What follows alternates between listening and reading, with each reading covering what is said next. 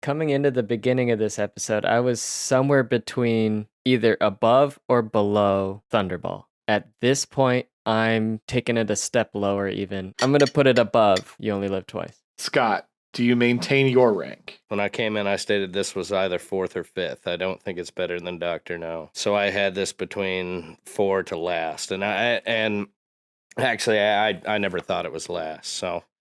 With the points made, that there's been a lot of solid argument here on your side, Charlie's points. I'm still, I think, somewhat on McCurdy's side, that I actually enjoy, an emotionally driven Bond and that weakness, showing a true side of a man. If you look at a soldier, some of the strongest people, in our society, they have battles behind scenes, and I think this is just us seeing Bond come around after 5 hard movies, and maybe I do want to settle down. Maybe I want to get away. Maybe I'm tired of this. Mm-hmm. But I can't put it at fourth anymore. I think Thunderball's better, so I'm going to put it at fifth, ahead of You Only Live Twice.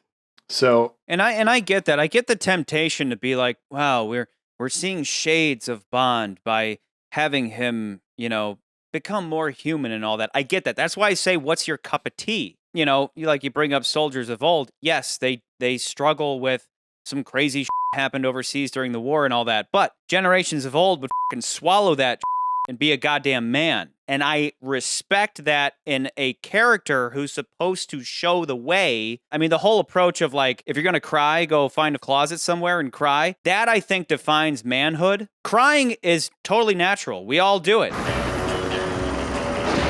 But James Bond is an example of an ideal to live up to as men. The guy who loses himself to emotion is gonna get fucking killed. The guy in the foxhole who's like, oh my god, we're gonna die. He's gonna get fucking killed, and he's gonna get people killed with him. That's why soldiers beat each other up so much to make sure that they can hold themselves together when hits the fan. I will throw this out there, though, that I don't think at any point in this movie does Bond cry, and he doesn't even cry at the end. He gets emotional. Well, I never said he did. Yeah.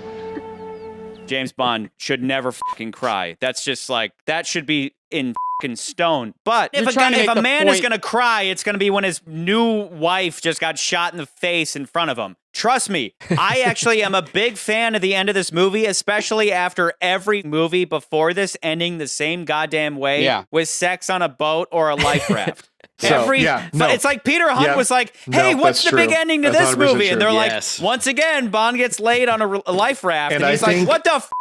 I'm going the opposite way. I'm going to have Bond get married and then have her get killed. For my ranking, this is my personal opinion, so I'm going to maintain that it belongs at last, but I'm willing to accept it being in 5th place. And the reason why is because a lot of the points that I made about this movie in terms of it having a poorly structured plot and having a lack of a lot of sense to it, all those points also apply to You Only Live Twice. That's just true. It's a fact. I'm going to concede that. Like, ironically, I feel like I pulled Scott and Nance down the list. But I will say, I'd actually say McCurdy has succeeded in me thinking that it deserves to be higher, because I get his points. I think it is strong in its story. We're coming together. We have come together. We're coming together. Let's all cry now. Yeah, together. Charlie, we haven't actually heard your rank yet. What is your rank? I want to hear what your rank is. There is no way in hell that this movie is better than Dr. No. Go back and watch Dr. No again, and you'll be like, Dr. No is untouchable so far as it's perfect in its simplicity. It's probably closest to perfection that we've gotten to. It's just such a small movie that it's easily overshadowed. That's why 2 and 3 went above it. I agree. I agree completely. Thunderball, we all agreed. Thunderball could have been number 1, but it's like they just ignored the story portion and they just went all out. That's where I keep saying its reach exceeded its grasp. And then You Only Live Twice. After that big, powerful Thunderball, it felt a little more half-assed. There's no way in hell it's better than Dr. No. This whole discussion should be whether or not it should take spot 4 or 5. I could see it being above Thunderball. It's 1,000% above You Only Live Twice. It's either above Thunderball or Thunderball beats it. That's the discussion here. I just personally think it is above Thunderball. And like, okay, let me set aside the plot things for a second. Because I think, yes, I know, Charlie, we've talked about like the spectacle and the story and how, sometimes these movies definitely try to raise the spectacle, but then kind of lack on the story. I think the spectacle is definitely here. I also think the story, not the plot, because we are talking about when a lot of these things that you guys were talking about were more only to the plot, not to the story. The story is definitely there. And where you could see, where you could see is lacking is some of the logic in some of the plot points. At least that's what your arguments are. But that's where I'm like, that's where diminishes to me, I think, my enjoyment of it. But that's where to me, I'm like, no. I agree with you so far as this movie made an attempt at a character-driven story instead of just a super spy action plot. It's quite clear that they really tried to do something very different with the character of James Bond, and I admire that. But they simply did not achieve what they set out to do. They didn't ease us into it gradually enough for it to be believable, so in the end, it just doesn't work. Bond tries to quit the service, but I don't understand why he tries to quit, so it comes across as forced. Bond falls in love with Tracy, but I don't understand how he fell in love with Tracy, let alone what it was about his time at the clinic that has suddenly inspired him to leave the service and to marry her. And therefore, it just feels contrived. So the logic becomes this. Oh, Bond tried to quit, so that means there's this really deep theme about him questioning what he wants to do with his life. And yet it's never fleshed out or explored until the barn scene at the end of the second act. You didn't really want to resign, did you? This is the same logic as the love montage, which gives us nothing but superficial reasons for his romance with Tracy. Something as simple as Bond going on a forced date with her in order to appease Draco, and maybe he hates it at first, but having her slowly win him over by being her bitchy self or telling him that she's also just trying to appease her father would have lent towards this slow leaning into a changed Bond. All of which could have been paid off by Bond not sleeping with the Angels of Death. Your stiffness of last night, it is all gone? For the time being, I think. My biggest argument against this movie supposedly being the greatest Bond film of all time that nobody's ever heard about is that it relies too heavily upon this simple arithmetic. The unrealized Bond searching for a new life theme, plus Bond is supposedly so in love with Tracy, plus the Blofeld infertility virus element being thematically connected to Bond's newfound desire to have a family equals secretly profound cinematic masterpiece about love, life, and death. But there just isn't enough substance to any of those elements for this whole movie to not simply just be a poorly executed attempt at a deeper Bond flick. With a couple of rewrites and refocusing, this could truly have been the best Bond movie ever made. But unfortunately, it's too sloppy and relies too heavily on outside knowledge and headcanon for it to be some lost and forgotten grand masterpiece of cinema. Peter Hunt set out to change James Bond, and while he may have nailed that ending, he simply didn't set up this change in Bond well enough to deserve credit as secret genius. Put simply, it's not the movie that people wish it was. I never quite finished my rank. I do think it belongs at 4. I think that is the most fair and I can live with ranking we can put for all of these. And on top of that, we also mentioned that like this is a very much gadgetless Bond, even so much that I don't know if he doesn't even use his Walther PPK until the end. With Goldfinger, Guy Hamilton wanted to make Bond less of a Superman. And so by doing so, he adds better villains in the mix. He makes Oddjob stronger. He makes Goldfinger a much better villain than what we've previously seen as far as a maniacal villain and all that stuff. But with this movie, to combat the super spyness of Bond and to make him use his wits more, which we do see in this film, for a lot of the movie, we take all the gadgets away. I say 5.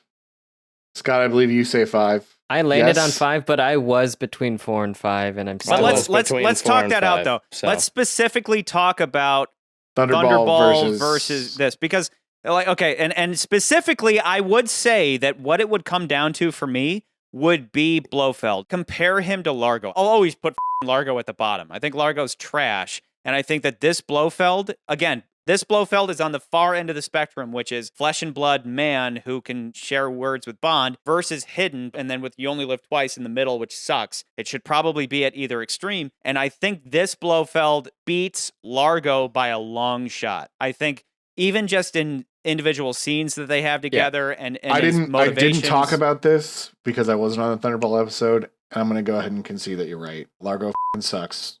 He unforgivably sucks. Just sucks. He's literally They're the worst similar, so though. far. Because I didn't like seeing Largo like in the water actively like part of the mission. And I don't Largo like seeing sucks. Blofeld skiing down the mountain either. Largo sucks. Why don't I Nance? accept Why its don't ranking you at like 4. that though? Why don't Because I just do want like him that? to be the mysterious head of Because of Spectre. how badly Largo pulling sucks, strings. I accept this ranking. But again, and at I think 4. to Charlie's point, yeah, like they make him more. They fix the problem that they had with You Only Live Twice, where he's just most of that movie he is the guy behind the curtain, and then the end of the movie they reveal him, and you're like, this guy sucks.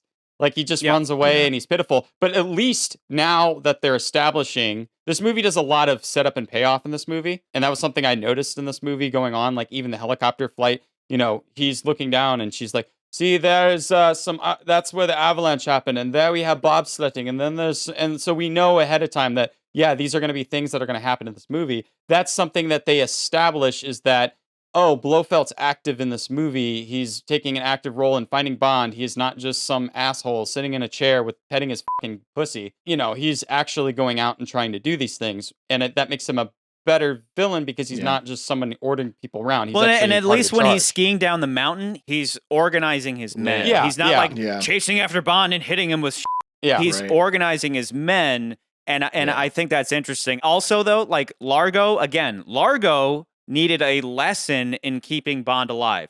Here we go.